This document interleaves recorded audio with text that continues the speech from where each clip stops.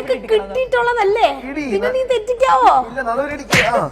അല്ല, ഇവിടെ ഇവിടെ വഴക്ക് കൂടുമ്പോ അപർണ എങ്ങനെയാണ് പെരുമാറുക? കൂമ്പിനടി. ഞാൻ കൂമ്പാന്നോ മുതുകാന്നോ ദൈവമേ പറഞ്ഞേ? ഞാനെന്തോ ജീവന്റെ പറഞ്ഞു നോക്കട്ടെ. കൂമ്പല്ല, നടു നടു നടു നടു നടു. നിനക്ക് കിട്ടിയിട്ടുള്ളതല്ലേ, പിന്നെ നീ തെറ്റിക്കാവോ? അല്ല, ഇവിടെ ഇവിടെ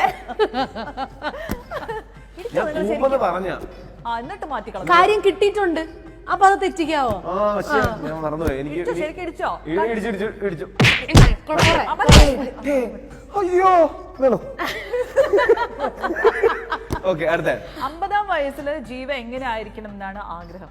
ഇത് 50 മാറ്റി ഒരു 80 ഒക്കെ ആക്കണ്ടായിരുന്നു എനിക്ക് തോന്നണേ. ഇപ്പൊ 50 എന്നൊക്കെ പറഞ്ഞാലും ഭയങ്കര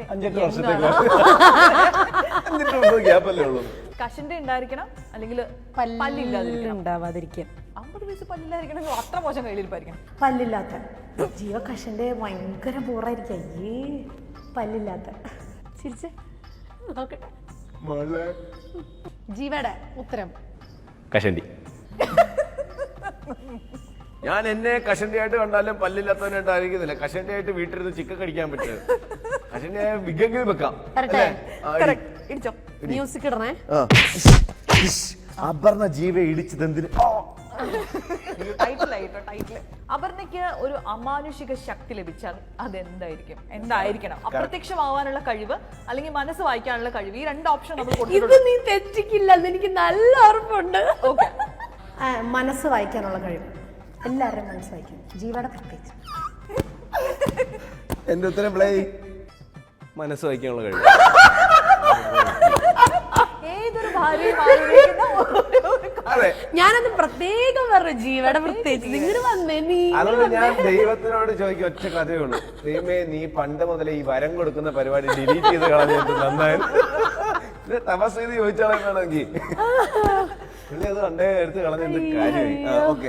ഇതിൽ ഏത് മൃഗവുമായിട്ട് ജീവയെ ഉപമിക്കാം? കുരങ്ങൻ, കടുവ? എനിക്ക് എന്റെ മനസ്സിൽ ഞാൻ ഒരു കടുവ. കടുവ എല്ലാ കാര്യത്തിലും. ഭാര്യയുടെ മനസ്സിലും അങ്ങനെയാണ്. പക്ഷെ ഞാൻ തെറ്റിച്ചു. അപർണയായതുകൊണ്ട് എന്റെ ആഗ്രഹം കടുവയാ. അപർണയായതുകൊണ്ട് ചിലപ്പോ കൊരങ്ങൻ എന്ന് പറഞ്ഞാണ്. നമുക്ക് ട്രൈ നോക്കാം. കൊരങ്ങൻ.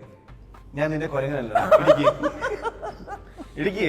അപർണ ആയതുകൊണ്ട് കൊരങ്ങെന്ന് പറഞ്ഞു കാണും. എന്താ പിന്നെ കൊരങ്ങൻ? ഞാൻ അറിയുന്ന പൊന്നെ, സമൂഹത്തിൽ നീ എന്നെ താറടിക്കുമെന്നല്ലേ ഞാൻ വിചാരിക്കും. ഇത്ര സ്നേഹമുള്ള ഒരു ഭാര്യയെ കുറിച്ച് മൂക്കിനിട്ട് ഇടിയട്ടെ. ആ കുട്ടി എത്ര സ്നേഹമായിട്ടാണ് എന്റെ ഭർത്താവ്.